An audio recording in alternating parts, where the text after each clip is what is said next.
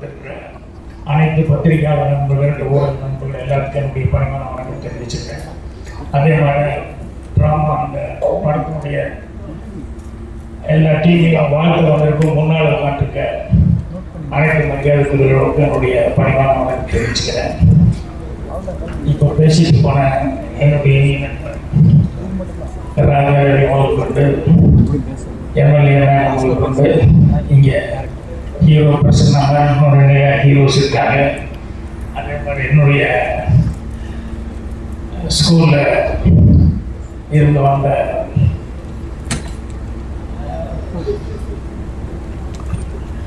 சார்த்தை கொண்டு இங்கே இருந்த எல்லா டெக்னீஷியன்ஸ் எல்லாருக்கும் என்னுடைய பணிவான வணக்கத்தோடு தெரிவிச்சுக்கிறேன். முதல்ல இளமாறன் அவர்களுக்கு என்னுடைய நன்றி தெரிவிச்சுக்கிறேன். ஏன்னா ஃபர்ஸ்ட் டைம் இந்த படத்தை ரிலீஸ் பண்ணுறாரு. ஏன்னா ஒரு படம் முன்னால் பேசும்போது சொல்லாதியா எழுதுறது பெருசு இல்லை, படத்தை ரிலீஸ் பண்ணுறது தான் ரொம்ப சிரமம், அதுக்கு தான் யோசிக்கிறோம். ஸோ இந்த படத்தை ரிலீஸ் பண்ணுற மாணவர்களுக்கு என்னுடைய மனமார்ந்த நன்றி தெரிவிச்சுக்கிறேன். ஏன்னா தம்பிகளோட அனுபவத்தில் வந்து சொன்னாங்க, எங்கே போனாலும் யார் ஆர்டிஸ்ட்னு முதல்ல கேட்குறாங்க, படம் கதை சொல்ல போகலாம் அப்படின்னா எதுக்கு போனாலும் யார் ஆர்டிஸ்ட்னு கேட்குறாங்க அப்படின்ட்டு. ஸோ அந்த மாதிரி ஒரு சூழலை வந்து மாறன் அவர்கள் வந்து இந்த படத்தில் வந்து புதுமுக தான் நடிச்சிருக்காங்க, பெரிய ஆர்டிஸ்ட் இல்லை. இருந்தாலும் இந்த படம் வந்து அவர் ஃபர்ஸ்ட் டைம் ரிலீஸ் பண்ணுறதுக்காக அவருக்கு கௌரவப்படுத்தியிருக்கிறதுக்கு என்னுடைய மனமான நன்றி தெரிவிச்சுக்கிறேன். அதுக்கப்புறம் வந்து எனக்கு இந்த டீமில் யாரையுமே தெரியாது. எனக்கு ஒரே ஒருத்தர் என்னுடைய மாணவன் சொல்லக்கூடிய அருண்பாரதி மட்டும்தான் எனக்கு தெரியும். இந்த அருண்பாரதி தான் எனக்கு எல்லாத்தையும் கூப்பிட்டு வந்தாங்க. இந்த டோட்டல் டீமை அருண்பாரதிக்கு நன்றி தெரிவிச்சு. என்னென்னா பின்னால் பிரகாசம் வரப்போகிற ஒரு டீமை எனக்கு கொண்டு வந்து அறிமுகப்படுத்தி வச்சாங்க அப்படிங்கிறது எனக்கு சந்தோஷமா இருக்கு. ஸோ யாரும் தெரியலன்னா கூட அருண்பாரதி வந்து சாதாரண வந்து ஆப்ளிகேஷன் அது எதுவும் நிற்க மாட்டாங்க. அவங்களுக்கு உண்மையிலேயே நல்ல டீமு நல்லா இருக்காங்க அப்படின்னு சொல்லும்போது அவங்களை அறிமுகப்படுத்தலாம் அப்படின்னு சொல்லி கொண்டு பண்ணாப்புல. ஸோ எனக்கு அந்த ட்ரெய்லர் எல்லாம் பார்க்கும்போது அந்த டீமில் அவங்கள்ட்ட பேசிட்டு இருக்கும்போது உண்மையிலேயே அவங்க நல்லா வர்றதுக்கான ஒரு பிரகாசமான வாய்ப்பு இருக்குது அப்படிங்கிறது எனக்கு உள்ளூர அந்த ட்ரெய்லர்லாம் பார்க்கும்போது ஃபீல் ஆச்சு. அதனால் அருண்பாரதி நன்றி தெரிவிச்சுக்கிறேன். அப்படி இந்த படத்தில் வந்து கீழே ஒரு லைன் எழுதினாங்க. வந்தோடனே சாந்தினிகிட்ட கேட்டேன், பெயின் நெவர் எய்ட்ஸ் அப்படின்னு சொல்லி. நான் சொன்னேன், அம்மா இது ஆப்போசிட்டில் வந்துருக்கு அப்படின்னு சொல்லி இங்கிலீஷில் என்னன்னு சொல்லி கேட்டேன். அதான் எந்த ப்ராப்ளம் இருந்தாலும் நமக்கு ஒரு சால்வேஷன் ஒன்று இருக்கும், சொல்யூஷன் இல்லாத மேட்ரு பிரச்சனையே கிடையாது அப்படின்னு சொல்லுவாங்க. அதனால் வந்தோடனே அதுதான் பார்த்தேன். என்னென்னா இன்னொருத்தருக்கு நான் முதல்ல நன்றி சொல்லிடுறேன். என்னென்னா இங்கே எவ்வளோ பேர் இங்கே உட்காந்துருக்காங்க, இங்கே எவ்வளோ பேர் உட்காந்துருக்காங்க, நடிச்சவங்க இருக்காங்க. இதை தாண்டி எவ்வளோ கேமரா இருக்குது பாருங்கள், பத்திரிக்கையாளர் எத்தனை பேர் இருக்காங்க பாருங்க. இது நம்மால் ஒருத்தனால நம்மளுடைய நிக்கல்.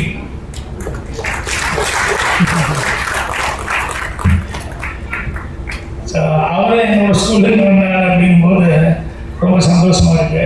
ஸோ நான் உண்மையிலே இவ்வளோ க்ரௌடு நான் இந்த இடத்துக்கு வந்து இவ்வளோ க்ரௌட் எதிர்பார்த்துட்டேன், வரல. அப்புறம் வந்தோடனே வந்து அதுக்கப்புறம் உள்ள வரும்போது தான் வந்து இவ்வளோ க்ரௌட்னா அவங்க ஃபேமிலி, அவங்க ஃப்ரெண்ட்ஸ், அவங்க எல்லாமே ரொம்ப அதிகம் அப்படின்னு சொல்லி சொன்னாங்க. அதில் என்னென்னா தம்பித்துறை அவர் வேற ஒரு வேலை பார்த்துக்கிட்டு அதுக்கப்புறமா இதில் வந்து ஃபேஷனாக அவர் மனசுக்கு ரொம்ப பிடித்த ஒரு அப்படின்னு சொல்லிட்டு இந்த சினிமா எடுக்கிறதுனால அவருக்கு அதிகமாக உதவி அப்படிங்கிறது வந்து நண்பர்கள் அப்படிங்கிறதும் அது தெரிஞ்சுக்கிட்டேன். ஸோ அதனால தான் நிறைய பேர் அவருக்கு வேண்டப்பட்ட வலிப்பு செக்ஷன் நிறைய பேர் வந்திருக்காங்க. ஸோ அவங்க எல்லாத்துக்கும் கூட நன்றி தெரிவிச்சுக்கிறேன். அதே மாதிரி விழா நாயகன்னு சொன்னால் டைரக்டர்னு சொல்லலாம், இன்னொருத்தர் வந்து மியூசிக் விஷயத்தை சொல்லலாம். ராஜ் பிரதாப் இவனை பற்றி ரொம்ப சிறப்பாக ஜிவி தான் ஒருத்தர் வந்து சொன்னாங்க. இதே அவங்களை கூப்பிட்டு 2 பவர் கூட்டி கொடுக்கல, ஏங்க நியாயமாக அவங்களையும் கூப்பிட்டு கொடுங்க, நான் கொடுக்குறேன். என்னன்னா அந்த படத்தை பற்றி எப்படி ஸ்டார்ட் ஆச்சு, எப்படி இப்படியெல்லாம் வந்து அந்த படம் அதுக்கப்புறம் கொஞ்சம் கொஞ்சமாக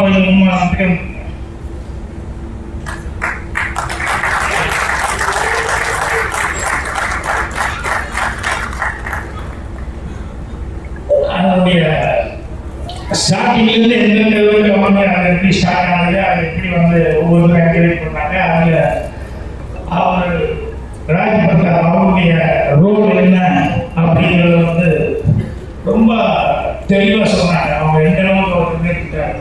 ஸோ மியூசிக் டைரக்டர் மட்டும் இல்லை, அவர் வந்து ஏறக்கூடிய ஒரு கோடையாக்டர் மாதிரியே எல்லா வேலையும் பார்த்துக்கிறாங்கன்னு தெரியுது. ஸோ அதுக்கு அவர் என்னுடைய வாழ்த்துக்கள். அதே மாதிரி இந்த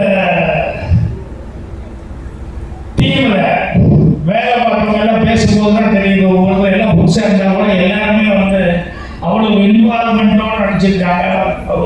இது பண்ண ஒவ்வொருத்தரும் அவங்களுடைய பங்கீடு இருந்திருக்கு அப்படின்னு சொல்லிட்டு. ஸோ எல்லாருக்குமே என்னுடைய மனமார்ந்த வாழ்த்துக்களை வந்து அட்வான்ஸாக தான் நான் தெரிஞ்சுக்கிறேன். ஏன்னா எல்லாருமே நல்லா வரக்கூடியவங்க. ஏன்னா ஒரு படம் ஓடிச்சுன்னா போதும், அந்த ஒரு படத்தில் வந்து யாரெல்லாம் ஒர்க் பண்ணாங்களோ எல்லாருமே நல்லா வந்ததுக்கான வாய்ப்புகள் இருக்குது. இப்போ 16 எடுத்தோம்னா அந்த டைமில் வந்து டேரக்டர் ஃபர்ஸ்ட் படம், எனக்கு அசிஸ்டன்ட் டேரக்டர் ஃபர்ஸ்ட் படம். அப்புறம் அதில் வந்து எல்லாருமே அப்போ அந்த நேரத்தில் பிகினிங் இருந்தவங்க தான். அவர் ஸ்ரீதேவி ஆகட்டும், ரஜினி ஆகட்டும், கமல் ஆகட்டும், எல்லாருமே வந்து பிரபலமாக வர்றாங்க. அந்த மாதிரி ஒரு இந்த படம் வந்து நிறைய பேர் வர்றதுக்கான ஒரு வாய்ப்புகளை வந்து இந்த படம் இருக்குது. ஸோ தம்பித்துறை வந்து மேலும் மேலும் சிறப்பான வந்து படங்களை வந்து கொடுக்கறது இந்த படம் ஒரு உத்தரவாதமாக இருக்கும் அப்படின்னு சொல்லி நான் நம்புகிறேன். எனக்கு இந்த ட்ராமானா எனக்கு அதான் ஃபஸ்ட் டைம் கேள்விப்படுறேன். எனக்கு உண்மையிலேயே தெரியல அவர்கிட்ட என்ன ட்ராமா, என்ன மீனிங் என்னன்னு சொல்லி கேட்கல. அவர் நினைச்சபடி இவருக்கு இது கூடவா தெரியாமல் இருக்கணும். உண்மையிலேயே எனக்கு தெரியல, நிறைய விஷயங்கள் எனக்கு தெரியலன்னு கேட்டுருவேன். அதுக்கப்புறம் வரும்போது கூட நான் சேர்ந்து விட்டு தமிழ் என்னையா ஷாக்குன்னு சொல்கிறாங்க, அப்படின்னு சொல்கிறாங்க, இது சொல்கிறேன், தமிழ் என்னையா போட்டிருக்கு அப்படின்னா, அப்புறம் பாதிப்பு அப்படிங்கிற மாதிரி ஏதோ அப்படி போட்டிருக்கு அப்படின்னு சொல்லி சொன்னாங்க.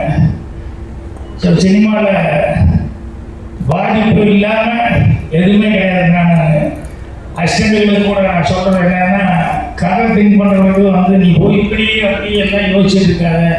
உன் மனசுக்குள்ள உன்னை என்ன பாதிச்சது சின்ன வயசுலேருந்து அதை கொஞ்சம் திங்க் பண்ண. நீ உன்னை பாதித்த விஷயங்கள்லாம் உனக்கு வந்து ஒரு நல்ல கதையாக கிடைக்கும். அந்த பாதிப்பு ரொம்ப முக்கியம் அப்படிங்கிற மாதிரி சொல்லி அதை தான் திங்க் பண்ண அப்படின்னு சொல்லுவார். இப்போ தம்பித்துறை அப்படிங்கிறது இதுவே எனக்கு ஒரு பாதிப்பு தான். என்னன்னா ஸ்கூல் டேஸில் வந்து நான் நாடகத்தில் நடிச்சிருக்கும் போது ஸ்கூல் டே ட்ராமாவில் எங்கள் மாஸ்டர் வந்து அவர் எனக்கு ரொம்ப பிடிக்கும். அப்போ என் கூடவே வந்து இன்னொரு பையன் நடிச்சிருந்தான் தம்பித்துறை அப்படின்னு சொல்லிட்டு. எங்கள் வாத்தியார் வந்து எனக்கு ரொம்ப பிடிச்சதுனால அடுத்தது வந்து ஸ்கூல் டே ட்ராமாவில் எனக்கு தான் மெயின் ரோல் கொடுக்கணும் அப்படின்னு சொல்லிட்டு ஒரு கதை ரெடி பண்ணுறாரு. அந்த கதை வந்து ரெடி பண்ணி அவங்க இந்த லீவு விட்டாங்க, ஆப்ரேட் லீவு. இந்த 15 நாள் வேஸ்ட் பண்ணக்கூடாது அப்படின்னு சொல்லிட்டு இந்த 15 நாளில் வந்து எப்படியாவது ரிஹர்சல்லாம் ஸ்டார்ட் பண்ணிடணும். ஏன்னா ஸ்கூலில் டைம் ரொம்ப கம்மியாக இருக்குது அப்படிங்கும் போது என்னை தேடினாங்க. அப்போ அந்த நேரத்தில் வந்து நான் கோபி பக்கத்தில் வெள்ளாங்குடியில் எங்கள் அம்மா மெட்வைஃபாக ஒர்க் பண்ணுறேன், அங்கே போயிட்டேன் லீவுக்கு. அப்புறம் வீட்டில் கேட்டிருக்காங்க. அப்போல்லாம் இந்த மாதிரி ஃபோன் மீனெல்லாம் இருந்தது, டக்குன்னு கூப்பிட முடியாது. அப்புறம் வீட்டில் வந்துட்டானா 2-3 தடவை வந்து கேட்டு பார்த்துட்டு அப்புறம் கடைசியில் நான் இன்னும் வரல அப்படின்னு சொன்னோடனே அந்த ரோலுக்கு அந்த தம்பித்துறைங்கிற அந்த பையனை செலக்ட் பண்ணி அவன் நல்லா நடிக்கிற பையன், என் கிளாஸ்மேட்டு. அப்புறம் நான் லீவு முடிஞ்சு ஸ்கூல் திறக்கிறதுக்கு ஒரு நாளைக்கு முன்னால் வந்தால் ரிஹர்சல் வாத்தியார் சொல்கிறாரு, இன்னைக்கு நாளைக்கு ரிஹர்சல் இருக்குன்னா போய் பார்த்தா எனக்கு ரோலே இல்லை. அந்த தம்பித்தோட கூட வர்ற மாதிரி ஒரு ரோடு எனக்கு ஒரே அழுகாலியாக வரும். அப்புறம் வாத்தியார்கிட்ட மாஸ்டர்கிட்ட என்ன சார், நான் ட்ரை பண்ணேன்டா, நீ ஊருக்கு போயிட்டா என்ன எதுன்னு கரெக்டான கான்டாக்ட் இல்லைடா, வேறு வழி இல்லை, ரிஹர்சல் பார்க்க ஆகணும், டைம் வேறு இல்லை, அதனால தான் தம்பி தொழில் போட்டேன், எனக்கு தெரியும் நீ நல்லா செய்யலான்னு சொல்லி, இருந்தாலும் நான் வந்து தம்பி தொழில் போட்டேன், நீ அவனுக்கு ஹெல்ப் பண்ணு அப்படிங்கிற மாதிரி சொல்லிட்டாரு. அப்புறம் வாத்தியார் சொல்லும்போது வேறு என்ன பண்ண முடியும், எனக்கு ஒரு சின்ன ரோல் தான் பரவாயில்ல அப்படின்னு சொல்லிட்டேன். என்னென்னா நான் நாடகம் நடிக்கும் போது எல்லா ரிஹர்சல் பார்க்கும் போதெல்லாம் வந்து நான் கூடவே ஏதாவது ஒன்று டைலாக் ஸ்டைலாம் ஏதாவது சொல்லுவேன். என்னோட சீனியராக நினைப்பாங்க சில பேர், அவன் 10th ஸ்டூடெண்ட்டாக இருப்பான், 11th ஸ்டூடெண்ட்டாக இருப்பான். அவங்க நடிக்கும் போது நான் வந்து சில நேரத்தில் வாத்தியாருக்கு போய் சொல்லுவேன், சார் அவர் வந்து மாமா கேரக்டர் செய்கிற வயசான கேரக்டர், அவன் மாமா அவர் ஏதாவது துண்டுங்கெல்லாம் அந்த காலத்தில் இப்படி துண்டெல்லாம் போட்டுக்குவாங்கல்ல அப்படி கலந்து சுற்றி, ஸோ அடிக்கடி இந்த துண்டு அப்படி போட்டுக்கிற மாதிரி, கையில் ஒரு ஸ்டிக் இருக்கிற மாதிரி, இப்படியெல்லாம் ஆக்ஷன் பண்ணால் நல்லா இருக்குமே அப்படின்னு சொன்னால் ஒன்றும் நல்லா தான் இருக்கும் அப்படின்னு சொல்லியாப்பா அவன் சொல்கிறான் செய்ப்பா அப்படின்பேன். அவங்களுக்கெல்லாம் ஒரே கோபமாக இருக்கு, ஏன்னா 8th ஸ்டாண்டர்டு இங்கே அவங்க எல்லாம் சொல்லி கொடுத்துருக்கேன் அப்படின்ட்டு. ஸோ அந்த மாதிரி வாத்தியர்களெல்லாம் வந்து எனக்கு ரொம்ப பிடிச்சது. அதுக்கப்புறம் அந்த ட்ராமாவில் வந்து உண்மையிலே இன்வால்வ் இருந்தாங்க. எங்கெங்கெல்லாம் எனக்கு முடிஞ்ச டைலாக்ஸ் எல்லாம் எனக்கு தோணுதெல்லாம் சொல்லுவேன். வாத்தியார் என்கரேஜ் பண்ணி என்னை வந்து எடுத்துக்குவார். அதுக்கப்புறம் ட்ராமா முடிஞ்சது. அந்த ஸ்கூலுடைய ட்ராமா முடிஞ்சு அடுத்த நாள் வந்து அசம்பிளியில் எல்லோரும் வெயிட் பண்ணியிருக்கோம். எல்லோரும் வெயிட் பண்ணிட்டு ஹெட் மாஸ்டர் சின்னசாமி நாயுடு நேற்று ஸ்கூலுடைய ரொம்ப ஃபங்க்ஷன் சிறப்பாக இருந்தது. எல்லாருமே கலெக்டர் பண்ணியிருந்தாரு, கலெக்டர் ரொம்ப அப்ரிஷியேட் பண்ணியிருந்தாரு. இந்த ஹோம் கமிங்னு சொல்லி அந்த ஸ்கூல்ல வந்து ஒரு நாடகம் போட்டாங்க அப்படின்னு சொல்லிட்டு அதை ரொம்ப அப்ரிஷியேட் பண்ணி கலெக்டர் வந்து எனக்கு ரொம்ப பிடிச்சது. அதில் இந்த ஹீரோவை நடித்த பையன் தம்பித்துறை எனக்கு ரொம்ப பிடிச்சது அப்படின்னு அவனுக்கு ஒரு கப் அனுப்பிச்சிருக்காரு அப்படின்னா உடனே எல்லாரும் கிளாப்ஸு. தம்பித்துறையிலிருந்து போய் அந்த கப்பை வாங்குற 1500 பசங்களுக்கு முன்னால எனக்கு மட்டும் கண்ணு கூட அழுகலையாக வருது. என்ன சொல்றதுன்னா என்னோட ஃபீலிங் வந்து அங்கேயே அழுதுட்டேன். அப்புறம் வாத்தியார் வந்து அப்புறம் எனக்கு தனியாக கூப்பிட்டு, இல்லை உனக்கு வர வேண்டியது வரும், அதுக்கு டைம் இருக்கும், அவன் நல்லா தான் பண்ணான், அதனால் பிடிச்சிருக்கேன். இல்லை சார் நான் இன்னும் நல்லா பண்ணியிருக்கேன், எனக்கு அதனால் தாங்கிக்க முடியல அப்படின்னு சொல்லி. ஸோ அவன் நல்ல ஃப்ரெண்டு தான், இருந்தாலும் அந்த ட்ராமாவில் வந்து அவனுக்கு கப்பு கிடைச்சிருச்சு எனக்கு கிடைக்கலையே அப்படிங்கிறது எனக்கு ஒரு பெரிய ஃபீலிங்காக இருக்குது. அதுக்கப்புறம் வந்து என்னுடைய அவன் நல்லா படித்து அதுக்கப்புறம் நல்ல மார்க் வாங்கணும், நல்ல வேலைக்கு சேரணும் அப்படின்னு சொல்லிட்டு அவன் கான்சன்ட்ரேஷன் பூரா அங்கேயே இருந்தது. என்னுடைய கான்சன்ட்ரேஷன் பூரா எனக்கு சினிமா விட்டால் வேறு ஒன்றும் வராது அப்படிங்கிற மாதிரி எனக்கே தெரிஞ்சிருச்சு. இதுதான் நம்ம வரும், இதை விட்டால் நம்ம ரொம்ப கஷ்டம் அப்படின்னு சொல்லிட்டு அதுக்கப்புறம் நான் கொஞ்சம் கொஞ்சமாக வந்து சினிமாவில் வந்தேன். அதுக்கப்புறம் எனக்கு ஃபோன் கால் வருது, பாகியராஜிக்கு கொஞ்சம் பேசுகிறேன், நான் தம்பித்துறை பேசுகிறேன் அப்படின்னு. அதே தம்பித்துறை எப்படி இருக்கேன் என்ன அப்படின்னா ஒரு பேங்கில் வேலை பார்த்துருக்கேன் அப்படின்னு சொல்லி நல்லா செட்டில் நல்லா இருக்கேன். இருந்தாலும் உன்னை பார்க்கும்போது ரொம்ப பொறாமையாக இருக்கேன். சரி நானும் உன்னை பார்த்து ஒரு வேலைக்கு பொறாமப்பட்டேன். இல்லை நீ வந்து உனக்கு உண்மையிலே அதை விட்டால் வேறு ஒன்றுமே உனக்கு மைண்டில் இல்லை, அந்த அளவுக்கு இருந்தால் எனக்கு தெரியும், நான் வந்து உன்னை பார்த்து வரணும் அப்படின்னு சொல்லிட்டு அந்த தம்பித்துறை வந்து என்னை வந்து பார்த்து பழைய இதுலாம் வந்து பண்ணிட்டேன். ஸோ எனக்கு அந்த ட்ராமாவில் சொல்லிக் கொடுத்த அந்த டீச்சர்ஸ் எல்லாத்துக்குமே அந்த ட்ராமாவுக்கு என்னுடைய ஆசிரியர்கள் அவங்க சேகமணி மாஸ்டர், சோமசுந்தரம் மாஸ்டர், இந்த மாதிரி மாஸ்டர்ஸ் எல்லாம் படத்தில் நான் பேர் வச்சுருக்கேன் அடிக்கடி. அதுக்கு என்ன காரணம்னா அவங்க எல்லாம் எனக்கு ஆரம்பத்தில் இந்த ட்ராமேட்டிக் லுக்கில் இருந்தவங்க. ஸோ இன்னைக்கு இங்கே வரும்போது தம்பித்துறை அப்படின்னு எனக்கு டக்குன்னு என்னோட ஃப்ளாஷ்பேக் அதெல்லாம் மைண்டுக்கு வந்துச்சு. அதுக்கப்புறம் அந்த டைட்டில் பாதிப்பு அப்படின்னு சொல்லிட்டு நான் ஸ்டேட்கிட்ட கூட பாதிப்புன்னு சொல்லும்போது எல்லாம் முதல்ல சொன்ன மாதிரி வந்து உனக்கு பாதித்த விஷயங்கள் என்னென்னு பாருங்க. இப்போ சினிமாவே எடுத்தீங்கன்னா எதோ ஒரு பல தளங்கள் இருக்குது இல்லையா, அதில் வந்து என்ன சேனல் என்ன அப்படிங்கிறதெல்லாம் பார்த்தோம்னா ரிவெஞ்ச் இருக்குது, அந்த படம் இந்த படம் அப்படிப்பா. ஆனால் எல்லா ஊர்லேயும் எல்லா நாட்டிலையும் இருக்கக்கூடிய ஒன்று வந்து மிஸ் பண்ணாமல் இருக்கிறது, என்றைக்கும் எவ்வளோ ஒன்று இருக்கிறது லவ் ஸ்டோரி அப்படிங்கிறது. அப்படின்னு என்ன அர்த்தம்? அந்த பாதிப்பு எல்லா ஊர்லேயும் எல்லாத்துக்கும் இருக்குது அப்படிங்கிறது. அதனால தான் இன்னைக்கு வரைக்கும் வந்து எல்லா நாட்டிலையும் வந்து வர்ற படங்களில் வந்து ஃபஸ்ட்டு ஒரு சினிமாவில் வர்றவங்களுக்கும் சரி, இந்த கவிதை எழுதணும் முதல்ல வந்து அவன் லவ் பண்ணானே இல்லையா, லவ் பற்றி ஒன்று பாட்டு எழுதிடுவோம். அந்த மாதிரி படம் எடுக்கிறது அப்படின்னா ரொம்ப ஈஸியாக வந்து இந்த லவ் அப்படிங்கிறது வந்து அந்த ஜேர்னலில் படம் எடுக்கிறதுங்கிறது எல்லாருக்கும் டக்குன்னு உடனே தோணும். ஸோ அந்த மாதிரி இது இன்னைக்கு இந்த படத்தில் வந்து இது அப்படி இல்லை. இது வந்து வேற மாதிரி சொன்னாங்க.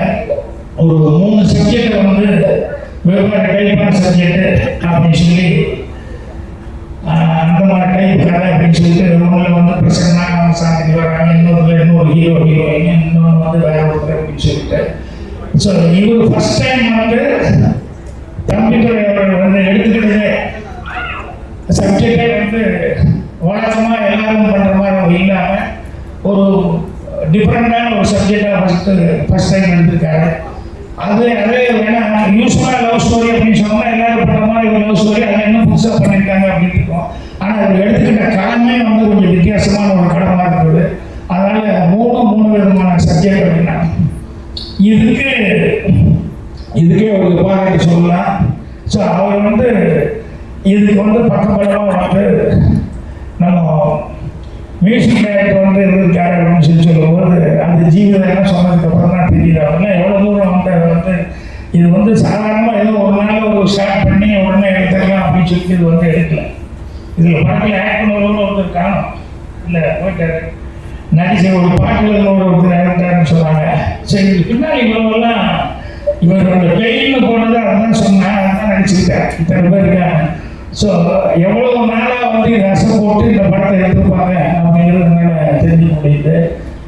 அவருக்கு வந்து கண்டிப்பாக என்னங்க அவர் கூப்பிட்டு நிற்க வச்சுருந்தாங்க. ஒரு பெரிய குரூப்பே வந்தாங்க, அசிஸ்டன்ட் டைரக்டர் அவங்க இருந்து யாரெல்லாம் அவருக்கு ஹெல்ப்பாக இருந்தாங்க அப்படின்னு சொல்லி ஒருத்தர் எல்லாத்தையும் கூப்பிட்டுருந்தாங்க. ஸோ எல்லாத்துக்குமே ஒரு நல்ல எதிர்காலம் இருக்குது அப்படின்னு சொல்லி எல்லாத்துக்குமே அட்வான்ஸாக நான் வாழ்த்துக்கள் தெரிவிச்சுக்கிறேன். கண்டிப்பாக இந்த படம் நல்ல வெற்றி அடையும். வெற்றி அடைஞ்சதுக்கப்புறம் தம்பித்துறை வந்து கண்டிப்பாக இண்டஸ்ட்ரியில் வந்து பேர் வாங்குற அளவுக்கு ஒரு பொசிஷனுக்கு வருவார். அதே மாதிரி வந்து இப்போ பாட்டை பற்றி சொல்லும்போது அந்த மேடம் வந்து இவங்க வந்து சொன்னாங்க, எம்எல்ஏ மேடம் வந்து சொன்னாங்க பாட்டை பற்றி. ஸோ அவங்க அந்த பாட்டை பற்றி சொன்ன மாதிரி நானும் வந்து அந்த பாட்டை வந்து கேட்டதுலேருந்து அந்த பாட்டு எனக்கு அவ்வளோ லைட்னஸாக இருக்குது. ஸோ அவருக்கும் ஒரு பிரமாதமான எதிர்காலம் வந்து இருந்து சொன்னாங்க. ஏற்கனவே அவர் ஒன்று வந்து பண்ணியிருக்காரு, இருந்தாலும் அவர் வந்து இன்னும் பெருசாக பேசப்படுற ஒன்று. ஆனால் இந்த படத்தின் மூலமாக இந்த படத்தின் மூலமாக வந்து கண்டிப்பாக அவர் வந்து ஒரு மிகப்பெரிய பேர் போடும்போது அவர் இண்டஸ்ட்ரியில் பேசப்படுற அளவுக்கு ஒரு நல்ல மியூசிக் அவர் போகிறான்னு சொல்லி அவருக்கு என்னுடைய அட்வான்ஸ் வாழ்த்துக்கள். அவருக்கு உதவியாக இருந்தவங்க எல்லாருக்குமே என்னுடைய மனமார்ந்த நன்றியும் தெரிவிச்சுக்கிறேன். நன்றி, வணக்கம்.